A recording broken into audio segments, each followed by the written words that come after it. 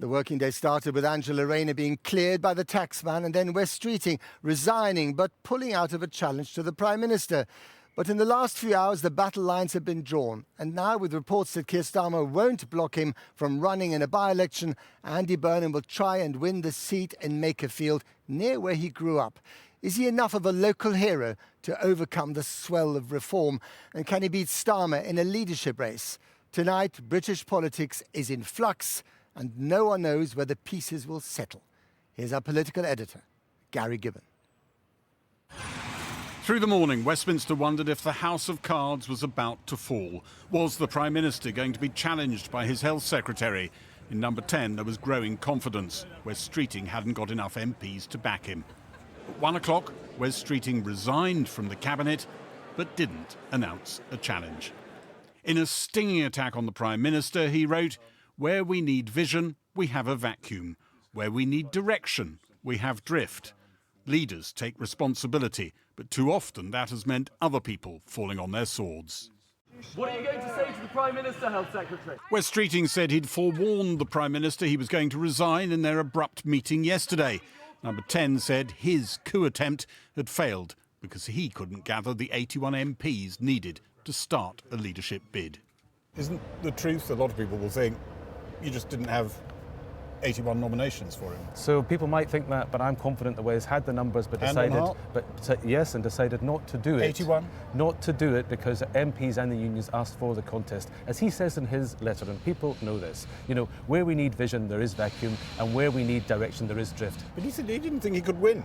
No, that's not... He couldn't even start a contest. Look, that's not the case. And I certainly have been out talking to voters in my constituency and around Ayrshire since October, and it's clear that the Prime Minister has lost the confidence of the country. As the Prime Minister shuttled between number 10 and Parliament, trying to shore up his government, his backers crowed about the support they'd gathered amongst backbenchers.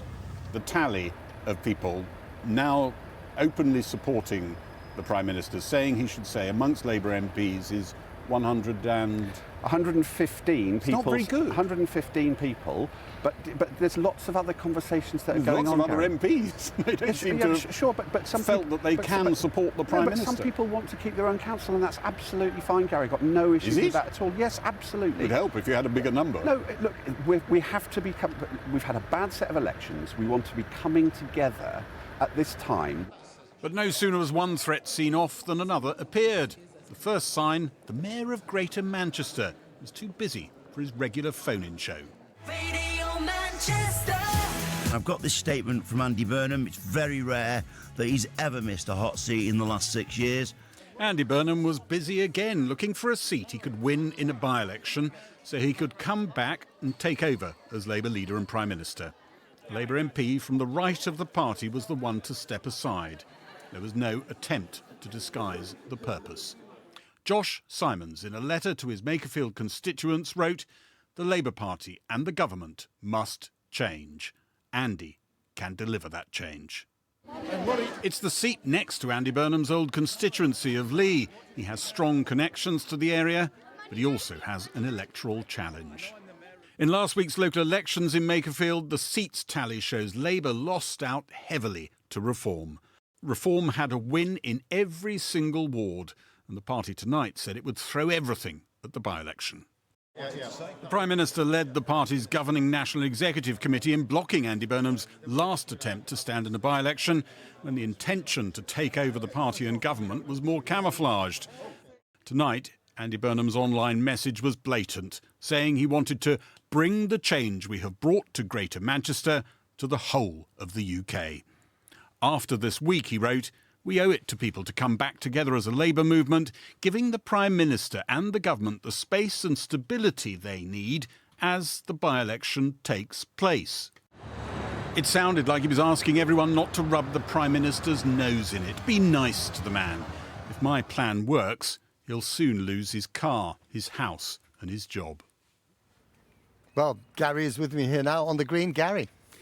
Well, I think there was probably a nanosecond in the afternoon when Keir Starmer might have had a very, very slight sigh of relief. But that was about all the psychodrama afforded him.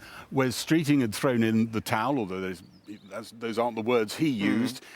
his team are absolutely insistent they had the numbers, but it would have required government resignations to actually fulfil them. That would have toppled the government, the rest of it. His opponents are absolutely clear they don't think he did have the numbers.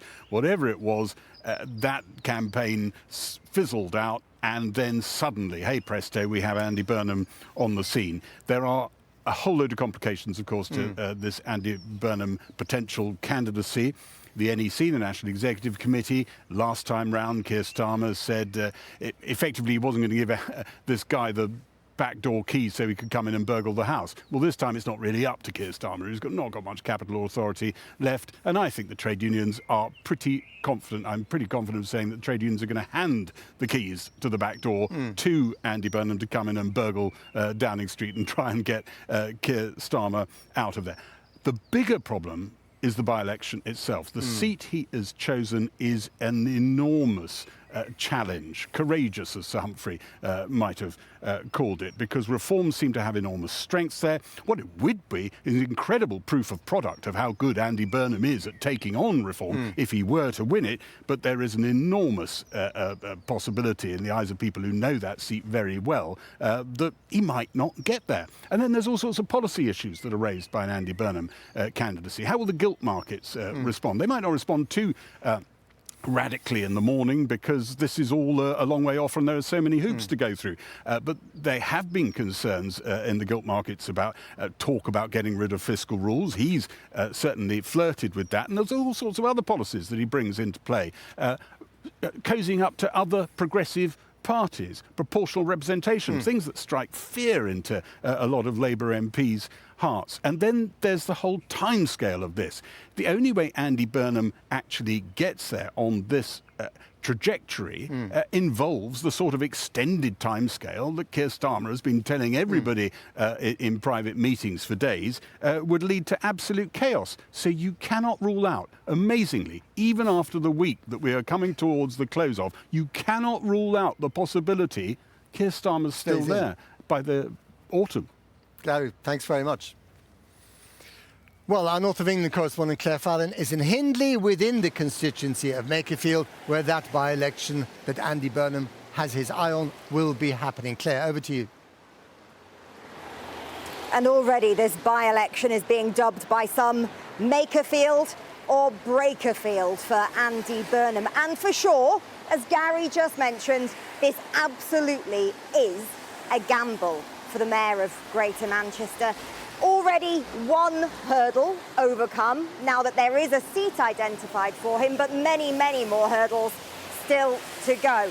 Of course, we've got the next one, which is actually getting the approval of the NEC, which did not happen with the Gorton and Denton by-election when he said he wanted to stand there and he was blocked. This constituency, though, is much more in an area of Greater Manchester that Andy Burnham knows incredibly well. It is right next door to his old constituency of Lee that he represented for many years before quitting Westminster to become the Mayor of Greater Manchester. This seat used to be one of the absolute safest for Labour. Go back to '97, the majority was huge, 26,000. It's been going down and down until the last general election, when it was just over 5,000 when Josh Simons was elected here. Then there's what happened last week in the local elections. Every single ward in this constituency went to reform last week.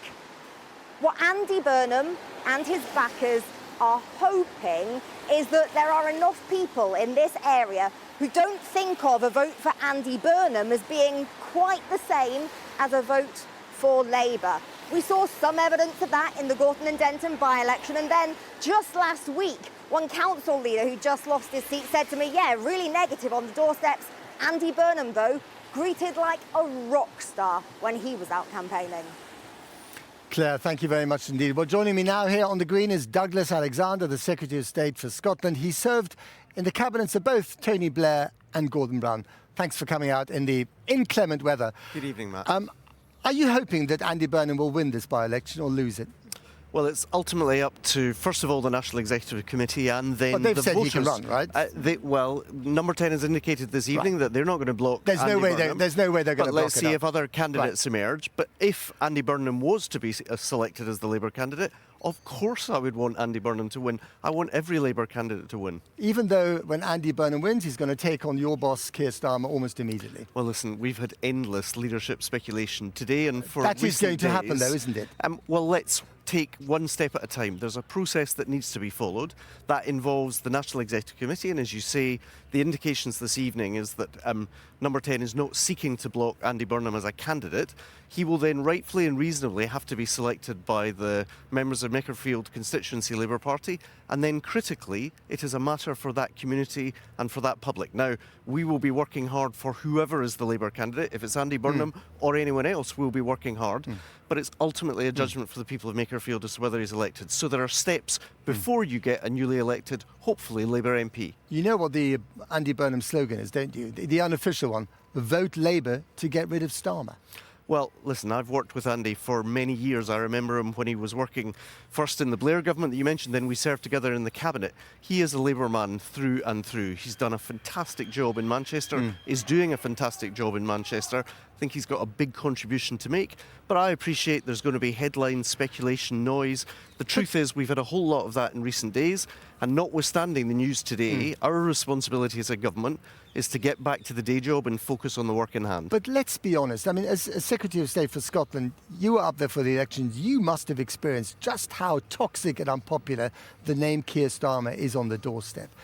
You've always said you want to avoid civil war in the Labour Party. Why not do the honourable thing, fall on your sword, as in Keir Starmer, bow out now, clear the path for Andy Burnham? This fight is exactly creating the kind of chaos you've always said you wanted to avoid. Well, listen, you're anticipating a fight. What we've heard this evening is that the Prime Minister is not seeking to block Andy Burnham from being a Labour candidate. Is Frankly, he going to run you're right. against him in the leadership contest? I don't speak for Andy Burnham this evening. I can assure you that I'm seeking to best reflect to your viewers the position as we find it. Of course, we had really terrible results last week. Of course, we've had a very turbulent few days with a cauldron of sadness, anger, frustration and fear, frankly, within the Parliamentary Labour Party across the road. We've had a very significant day today with the loss of Wes Streeting, the Health Secretary, after all of the events of recent days. The responsibility of the government is to stay focused on our work in hand, but you're absolutely right. We are looking now at what will be a very significant selection for a by-election in Makerfield. But you can't focus on the business of government until the question of leadership is cleared up. And Josh Simons, when he stood down today, said very clearly, I am standing aside in order to clear the path for Andy Burnham. Well, as I say, I don't speak for Josh Simons. It's for Josh Simons. But you speak for Keir Starmer, right? You are close to Keir Starmer. You're in his camp. It is for Josh Simons to account for his choices and his judgment. What I can assure you is that Keir is focused very clearly on bringing the party together. He recognises the weight of responsibility that we all feel in light of terrible results right across the country in the last week, and that's going to be our focus in the days and weeks ahead. When he resigned today, Wes Streeting, the Health Secretary, said where there was supposed to be vision, there is vacuum. There is vacuum in your party after almost 2 years in power. Well, listen, I have a huge amount of time for Wes, but look at what emerged today from his own department, as was the case this morning. Some great news. What emerged from the Treasury? The strongest growth in the G7. So when you say to me, what's the vision of the Labour Party? It's the enduring vision of wealth, power and opportunity in the hands of the many and not the few. And if you're saying, are we delivering? Look at the fastest growing economy in the G7 with a lot more to do, and look at record achievements in relation to health. But until people feel those improvements, and they are very incremental so far, it's not going to change the political with respect, what they will feel is, frankly, an economy that is stronger than others, albeit we've got a whole lot to do on cost of living, and an improvement on something as basic as waiting times in the NHS here in England. That's much more consequential. Just a few days ago, you had a devastating election result. A lot more speculation. They're not feeling it yet, are they? Yeah, of course we've got work to do. Okay, final question is this. You have done, I think, 2 leadership campaigns with other people. You were in the bunker with Gordon Brown. Who's better at doing bunker? Keir Starmer or Gordon Brown? Well, listen, Gordon's got a very distinguished record as the Prime Minister, but he never won an election with a huge majority in a way that Keir Starmer has achieved. people have often underestimated Keir Starmer, and I personally am immensely grateful that he brought Labour back and actually did the work not just of Gordon Brown, but of Gordon Brown, of Tony Blair, of Neil Kinnock and of John Smith in a single parliament. But if Keir Starmer does not bow out and he loses that campaign, leadership campaign, he's handing the keys at number 10 to Nigel Farage, isn't he? Well, listen, we bear a historic responsibility to stop Nigel Farage getting the keys on Downing Street. That is a responsibility not on one man, but the entirety of the Labour Party, and it's one that we are determined to discharge. Douglas Alexander, thank you very much Thank indeed. you.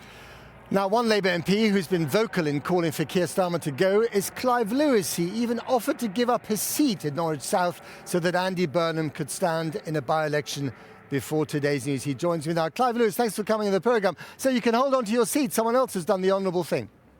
Yes, well, I've breathed a sigh of relief. I think everyone in the Labour Party has breathed a sigh of relief after today. Well, many people have, not everyone, but many of us have. And let's see where we land in a few weeks or months' time. So, some of the hurdles have been cleared. Keir Starmer has indicated that he won't block his path to the candidacy. The NEC will probably file in behind him.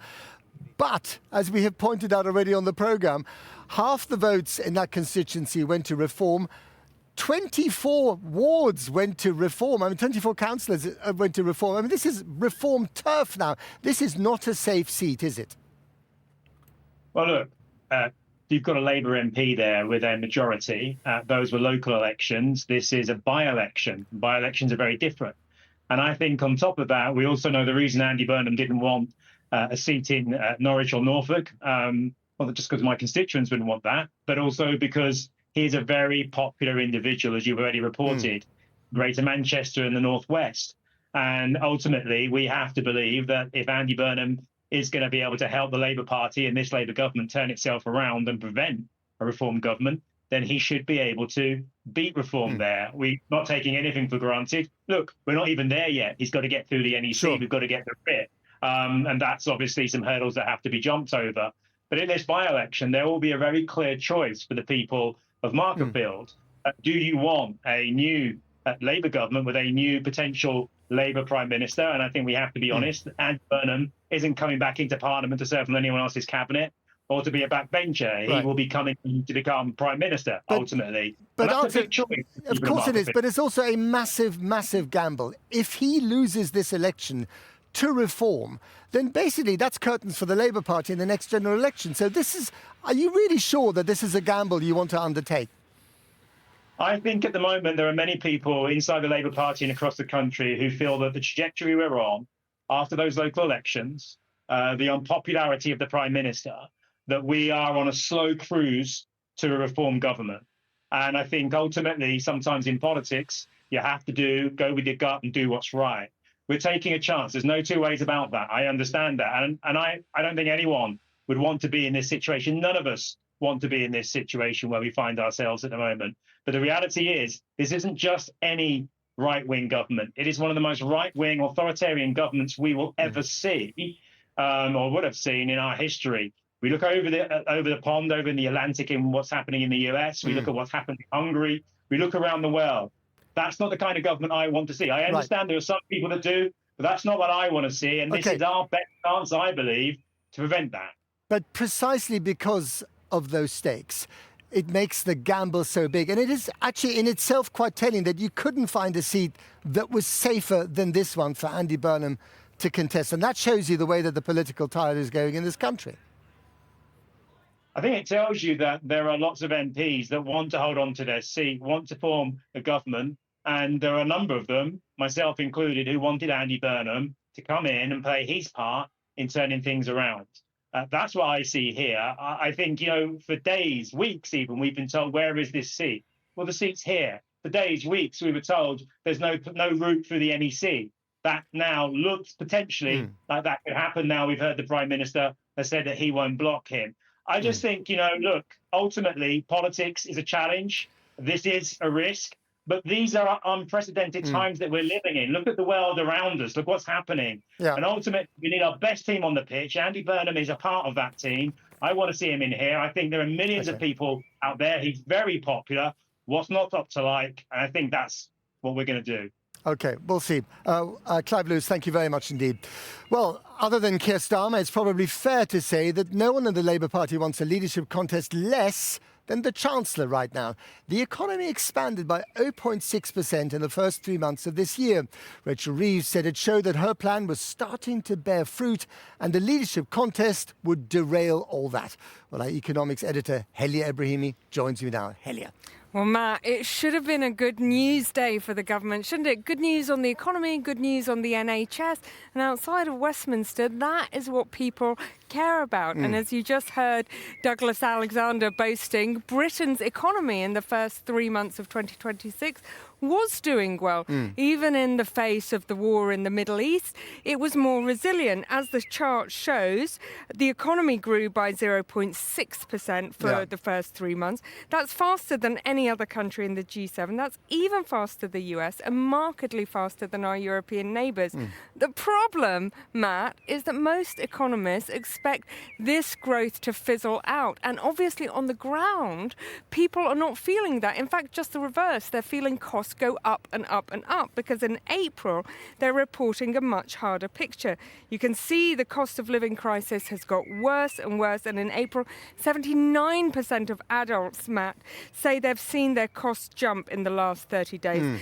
Perhaps not a surprise when petrol alone has gone up by 20%. So given that, rather tricky picture, what scope does the government even have to give people a handout? Well, we've been talking this week, haven't we, about how even if the political pieces change, the economic picture is going to stay exactly the same. And as you said, the Chancellor this morning pointed to today's figures and said, oh, look, they're better than expected and I'll be able to make an intervention on the cost of living crisis next week. But it's limited how much she can do because at the spring statement, Rachel Reeves had £24 billion to spare. That was her fiscal headroom, the money she had before she broke her own rules. But economists now say she's burnt through £16 billion, primarily because of higher debt interest costs. We might be the fastest growing economy in the G7, but we are also the one paying the highest borrowing costs. That leaves her with a scant £8 billion. Chump change. Well, I'm afraid it is chump change, Matt, because in an unpredictable world, as the government keep telling us, that money and that buffer quickly disappear. Helia, thank you very much indeed.